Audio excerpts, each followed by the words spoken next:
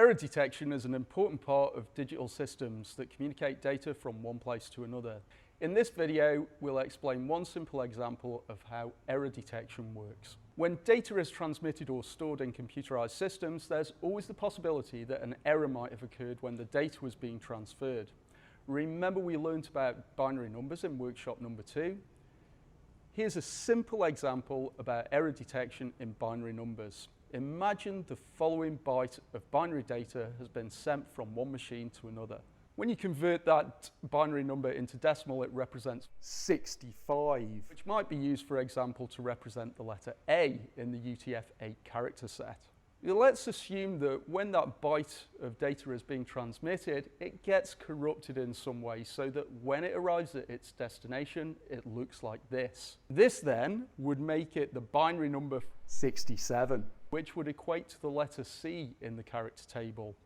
If we keep having errors in our data, then our messages could quickly become meaningless. So how does the receiving computer know that there's been an error? The usual approach is to calculate extra checking information based on the original data and attach it and send it as the data is transmitted. The receiving computer can then do the same calculation on the transmitted data. If the answer does not match the extra checking information, then the data must have been corrupted. Think of it like this. I want to send some birthday gifts to a friend, so I go to the post shop and buy an envelope.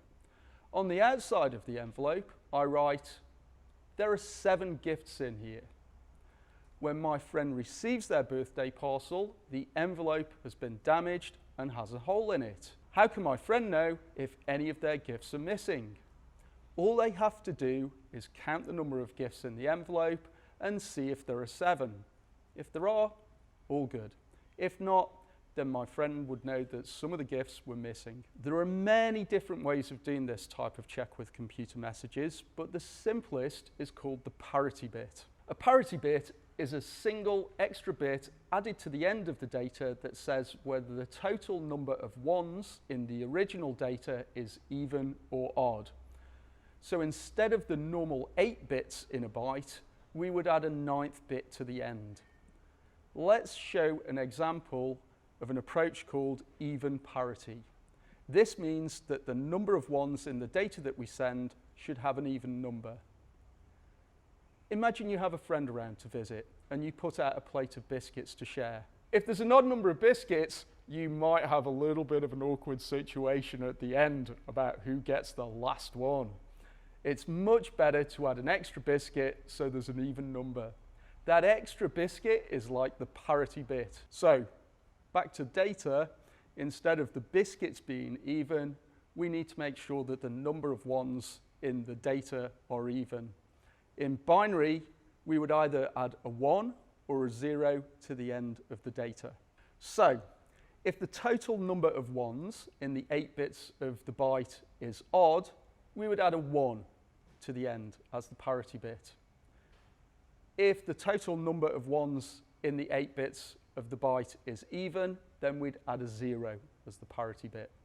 For example, with our original data, we would add a 1 as the parity bit because there's an odd number of ones. Now, let's look at what gets received using the example of a data error we used above with the parity bit added. When this data is received, the parity bit makes it clear that there must have been a data transmission error because there are 4 ones in this byte of data, but the parity bit is a 1.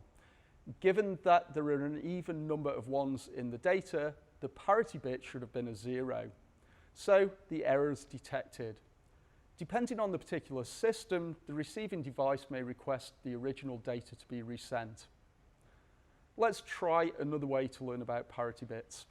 So, we want the ones to be even in each byte of data. So if we take this first row, you will see there are 3 ones.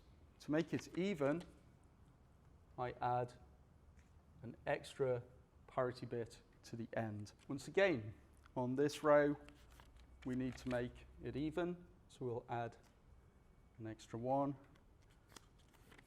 And the same on this row. Now this row is already even, so we add a 0. odd. So, now I've added a parity bit to the end of each byte of data, I can also add them on the columns as well.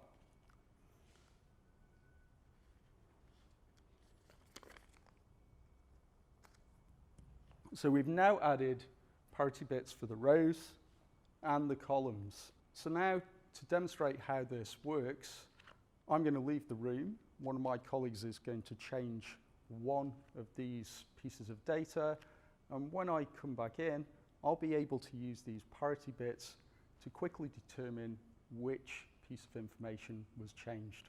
So now I'll explain how we can use the parity bits to find out which one of these pieces of information got changed.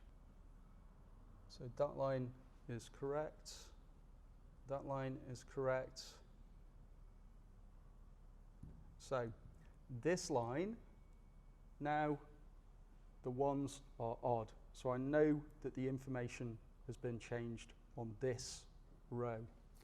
So now I need to perform the same check down the columns. Even, even, odd. I can now confidently say that it was this piece of data that was changed. Parity bits are very simple, but they're not foolproof, as you can probably work out. If there's more than one error in the data being transmitted, it's a problem. However, they're similar in concept to much more complex approaches that can be used to identify transmission errors with more reliability.